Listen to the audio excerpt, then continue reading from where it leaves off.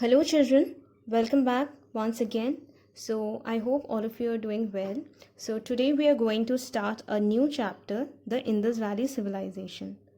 So, the Indus Valley Civilization was a Bronze Age civilization in the northwestern region of South Asia, and it lasted from 3300 BCE to 1300 BCE. Okay, so it was earlier believed that the history of India began with the invasion of the Aryans.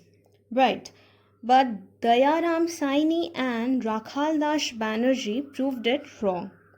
As they had discovered in the year 1921, 22, and 23 the ancient ruins of Harappa and Mohenjo-daro by excavating the ruins. Okay.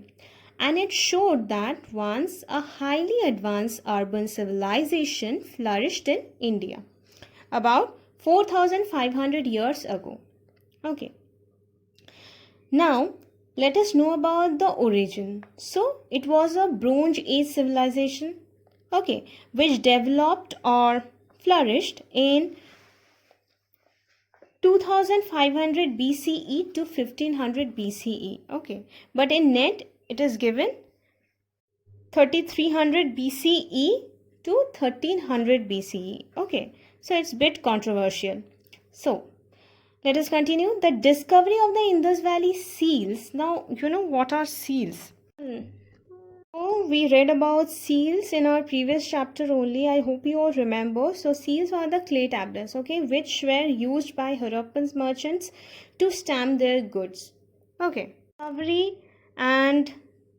The discovery of Indus Valley seals and pottery among the ruins of the ancient Sumerian cities shows that India had trade links with the Mesopotamia. We read it in our last chapter. I hope you all can remember. So we read about it in our last chapter, the Mesopotamian civilization. Okay. So coming to the location where it was situated, where Mohenjo-daro and Harappa was located or is located.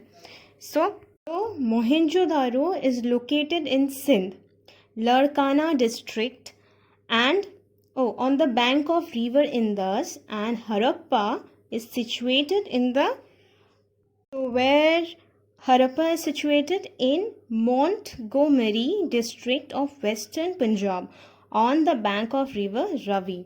Okay. Many years after the discovery of these sites, it was believed that the civilization was confined. That means the civilization is restricted or within limits to the valley of Indus only and its tributaries. Tributaries means a river flowing into a large river. Okay, but however, later excavation, you know what are excavations, right? It means digging. So, after excavation took place of the similar sites, proved that this civilization extended far beyond the Indus Valley to many parts of the northern and western India. So, the civilization was not confined within limits. Still now, it is the largest civilization of the ancient world, and still now about 2800 sites have been discovered. Okay. Since the principal cities of this civilization were first discovered around the river Indus and its tributaries, it is referred to as the Indus Valley civilization.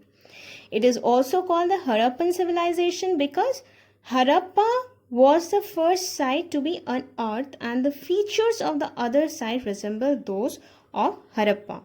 Some major sites are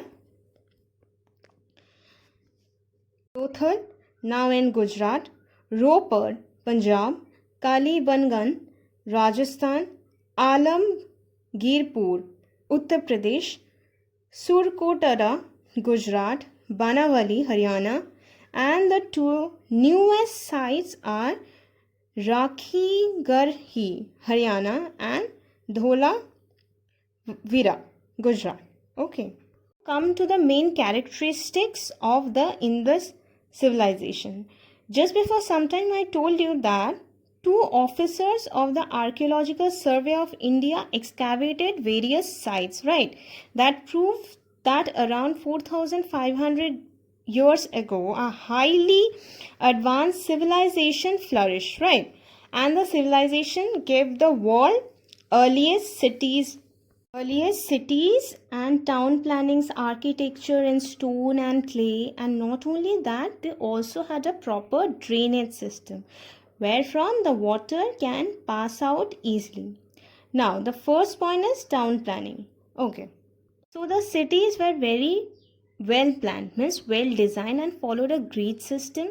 The main street run parallel to each other, cut at right angles by smaller streets, dividing the cities into rectangular blocks or grids. The main roads were straight and very wide, about 30 feet, and curved at the corners to allow cars to pass easily. The streets were often paved with baked bricks. So the roads were made up of baked bricks. Okay. And the cities of Indus Valley were highly well designed. They also followed a grid system also. They had many main streets. Okay. That has smaller streets also joining to them, and they divide the city into rectangular blocks. And the main roads were just like our road, wide and straight, almost 30 feet. Okay. Now come to the architecture. So from their town planning, we came to know that these people were very skillful builders. Okay, and they used to build two types of buildings, dwelling house and public houses. So now let's know how were the dwelling houses. So let's see.